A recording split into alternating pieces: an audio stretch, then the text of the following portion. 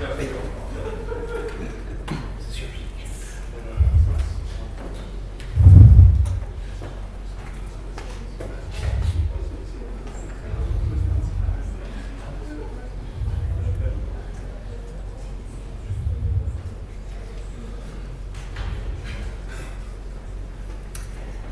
right, guys, so I wanted to make a bit of a practical presentation on how some of these frameworks, like when you are a new developer, I mean, not new developer because your guys are all CLAs, but you maybe haven't done active framework or done some of these, object-oriented programming, and you feel that, do I really need to learn that?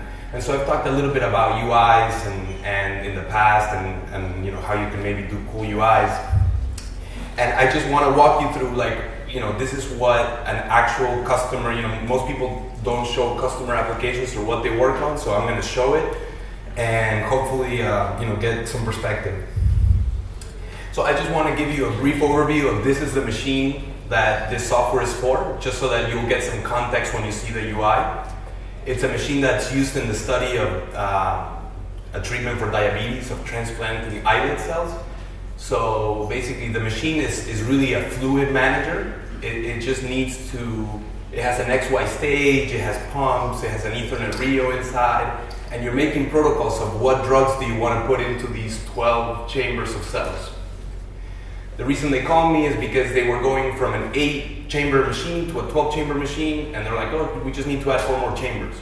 But now their whole UI didn't make sense because they went from an 8x4 to a 12x12, and that meant going from 32 valves that they need to control to 144. And so they had sort of this, double array of booleans that they were turning on, but in 32 it didn't look great, but it was maybe manageable. In 144 it was just really not. And so I want to show, just now that we have the perspective of what it is, I want to show the UI, and I want to show really focused on a couple of tricks that I want to see what you guys think. So the UI is meant to run on a touchscreen, right? And it's meant to be that it's a fixed size because it runs on that panel that you saw. So the idea is, a user login, and I'm going to kind of break down this thing into view aggregation, and really this is more of a primer of a presentation. I want to see what interest there is in actually seeing like the whole code review kind of thing that I can do maybe at the next CLA if there is an interest, and you guys can kick me out whenever the roundtables have to start. But the idea is that you log in, and there are different types of logins, meaning that, for example, depending on the user, system calibration is not there. But what I want you to look at is all the view navigation, right? This is somewhat like when you have an iPhone application that you're going through a bunch of views. So for example, this is the planned protocol. Now that you have a planned protocol, you can start from templates. So you say, oh, I'm starting from this template where I'm going to define the steps. And the whole point of this machine is to define what solutions are going to land on this plate that was in that XY stage. So you go to the step and you say, I want on my first 3 chambers, I want solution number 2. And you apply it, and now you see the plate map.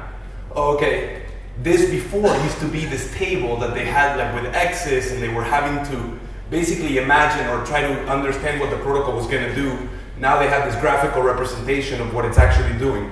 And what I want you to think is, remember the top view, and I want to show this concept of popovers.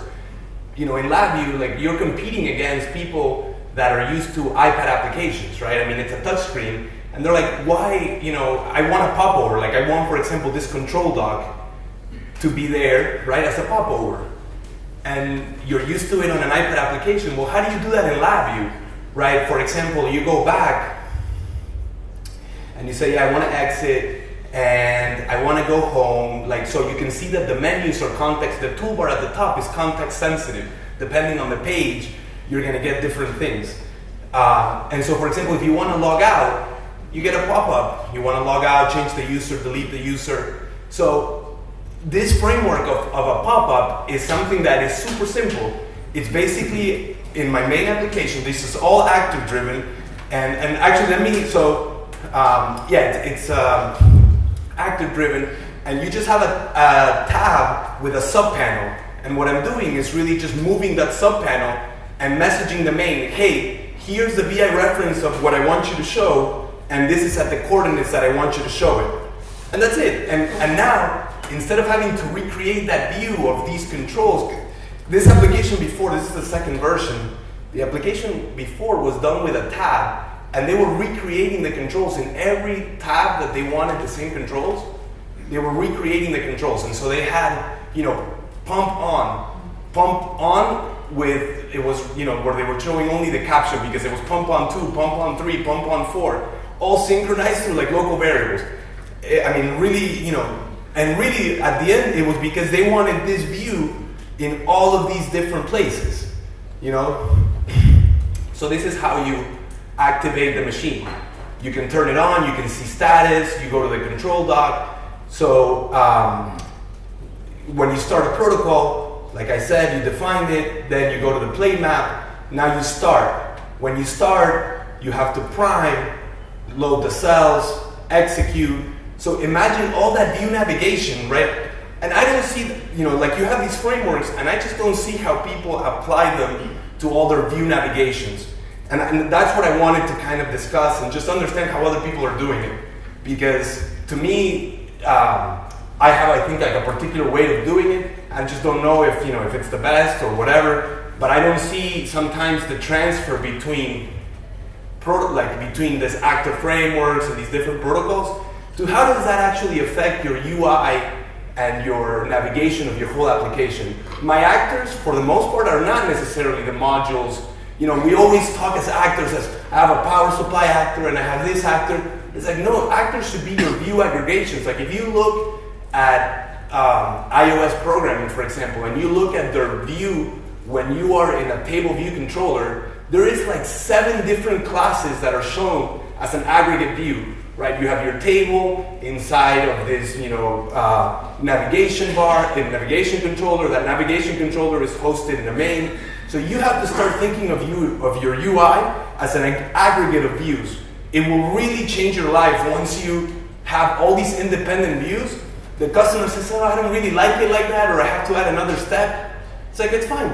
I just launch another actor, it's a view, and I manage it inside of this framework. So, Jorge, yeah. that's why QMH modules have a front end.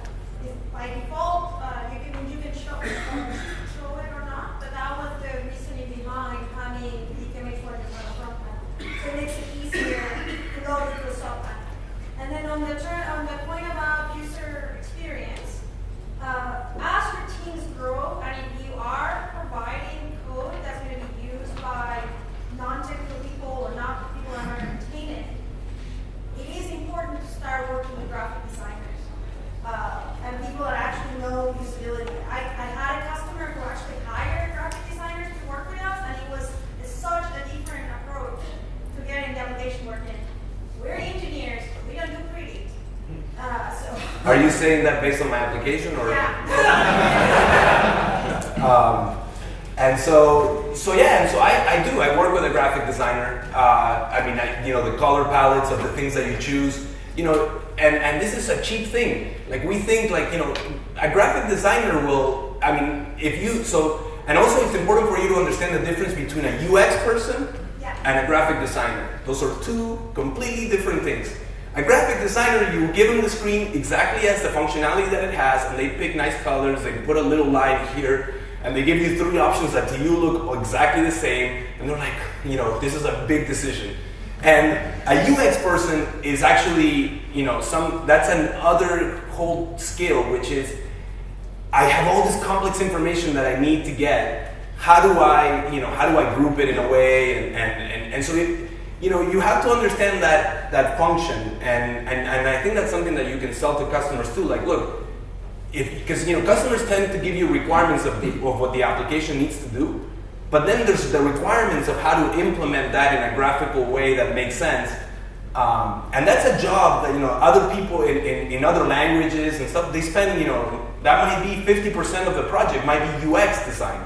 And then, 5% can be like graphic design. So you have to understand the difference between UI, like graphic design, and UX. So UX is like, it stands for user defined like experience. Like, what is the user experience throughout all of this? And then one just real quick thing. When you say graphic designer, sometimes you think that they're going to be super expensive, but just getting a palette of buttons designed might not be as expensive as you think.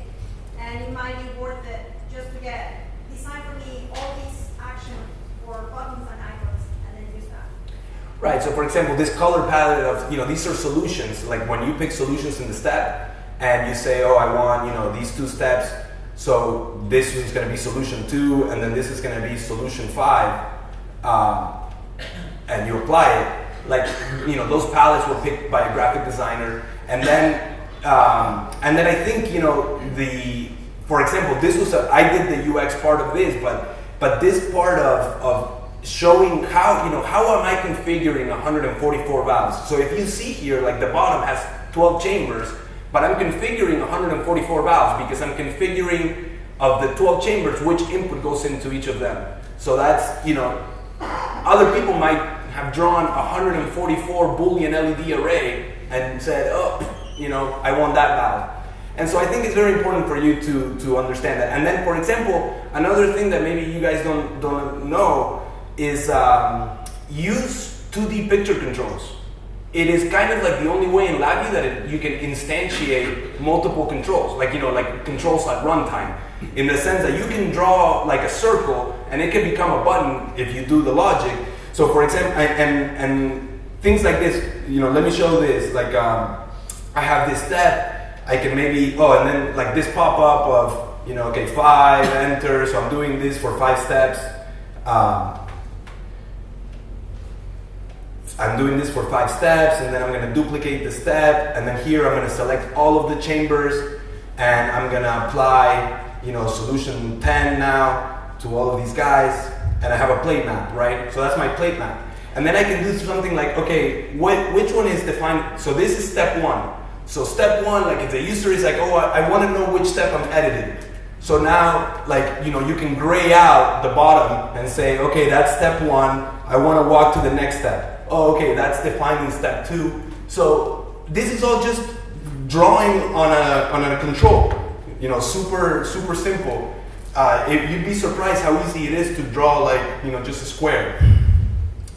And so yeah, so this is pretty much like the UI of the application, and then system calibration is something that it's only accessible like at the factory. And here, what I did that maybe is something that would work for you is that each of the modules that are controlling the XY stage, that are controlling the temperature, that are controlling the different things, actually are the front panels that I'm loading in the system calibration. So these guys are the ones taking the messages and doing all the talking to the hardware, and I'm taking advantage of them by placing them in the UI in a hidden way, right, through the system calibration. But they are also then the ones that allow you to get into UI things like, if you have a motor and you want to zero the motor, or you want to, move to a particular position, you can launch a terminal that lets you send commands to the motor. So I just, I wanted to show this because maybe I don't know if people are sometimes wondering whether do I need these complex frameworks. It depends, right? I think it depends on the views of your application, how many you have, and so on. So, yeah, I mean, I can go into the code, I can show different parts of the application if you want, I don't know. And also, I wanted to get sort of like, raise your hand if you're interested. Next year I can take a deeper dive into how you would maybe build something like this. So, send some feedback or something. Reach out to me and let me know. So what you're doing here, where you're nesting, so I've got an actor that's one part of my view, and I've got a sub-panel another actor. We teach that in class. That's something that's taught in the actor framework course. So you're doing that's the appropriate use of. Right, and exactly. And so here, for example, if in this view, I actually have the main application is an actor, like it's just a big block with a sub-panel. I then have a screen controller actor, which is the top toolbar plus a subpanel. I then have my protocol definition actor that is basically this set of tabs with a subpanel, and then each of these themselves are screens within that actor. I mean, are actual actors that you're putting into that. So here you have a view hierarchy of about 7 things, and it seems like, oh, that's going to be complicated, but you can, now pull out code that you don't want. Yeah, Steven, go ahead. Just there's a shipping example with LabVIEW. The active framework evaporating cooler uses the subpanel to swap out UIs, and it's a very reduced set of this, but when you talk about using your actors to drive UI, not just for the back end, it specifically demos this sort of stuff. Okay, so I mean, I'm super interested in seeing how other people are doing this, and maybe, yeah, go ahead. So I have one specific recommendation for doing this. The obvious straightforward thing, which is what you're doing, is to pass the VI references around. That creates some hazards, because if I give you the VI reference, I give you everything. Wrap your VI references in a proxy class or the subpanel reference that only lets you do the things that you want it to do. So, hey, here's my subpanel reference wrapped up in a class, and the class has 2 methods: insert into the subpanel, remove from subpanel. Yeah, I You hear can that. pass that around safely. I don't like that approach because that gives my subpanel to the people. Go the other way. Do it as the VI Right. reference. I like the idea of I own my subpanel and I have my list of, yeah, Fabiola, go ahead. There's a MGI. I don't know if they have released it yet, but MGI, More Good Ideas, has a UI manager for Actor Framework that takes care of all that management of the front panel for Actor. So we're using Actor Framework, and he's actually created a DQMH template, module template that uses his UI manager. So you can call the Actor Framework thing to do the UI management. So I recommend if somebody doesn't want to reinvent the wheel, it is pretty good too. Yeah. So just go the other way. Wrap your VI reference Yeah. in a protection proxy, and then have methods for put this VI ref in the subpanel or take it out. Yeah, that sounds good. That sounds good. Safe. So anyway, that's kind of what I wanted to show. Hopefully you guys, and I encourage, I would love more people to show their implementation of some of these things and how they, because for example, I mean, I haven't seen much of this kind of thing with pop-ups and so on. And I would like to, for example, here, one thing that's hard is I show the popover, but where to show it, I would like to actually be able to say to my main, hey, show it off of this control reference and have the control be able to traverse the whole view hierarchy so that I know the coordinates on the front panel. So this idea of, and I tried it and it somewhat worked, but it didn't work well, where if I have a control in in a view hierarchy that is nested 4 actors down, how does that coordinate relate to my overall application? You need to be able to transfer the screen coordinates of a control from a nested subpanel up to some other guy so that he can show the popover relative to that control. So that is something that right now, since this is a fixed size application, I was able to just send my coordinates on the main and show it that way, but I wasn't able to dynamically, if you resize the application, that popover is going to show at the same fixed location. So because again, I think I don't do these weird, sometimes people do UI code that takes a bunch of math to resize things. I do everything with splitters, fit control to pane. If you're writing code to resize things dynamically, I mean, I do that in a very limited case, because then that just becomes code that is you have to maintain, and it tends to always blow up in your face. So use splitters, use the scale objects with pane, with panel and things of that nature. So okay, so that's what I got.